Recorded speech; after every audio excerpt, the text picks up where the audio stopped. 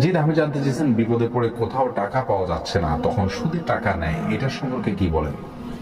দেখুন, অনেক ভাই বোন এই কাজটি আজকাল করছেন। আল্লাহ রাব্বুল আলামিন মানুষকে পরিশ্রম অনুযায়ী তার রুজিতে, রুটিতে, উপার্জনে বরকত দিয়ে থাকেন। আমরা পরিশ্রম করব, আল্লাহ রাব্বুল আলামিন কোরআনে বলেছেন, ফাইদা কুদিয়াতিস সালাহ ফান্তাশিরু ফিল আরদ, যখন সালাত শেষ হয়ে যাবে তোমরা জমিনে ছড়িয়ে পড়ো। আমরা জমিনে ছড়িয়ে পড়বো, উপার্জনের জন্য চেষ্টা করব, ছুটে ছুটে করব। এটা আমাদের কর্তব্যের অংশ।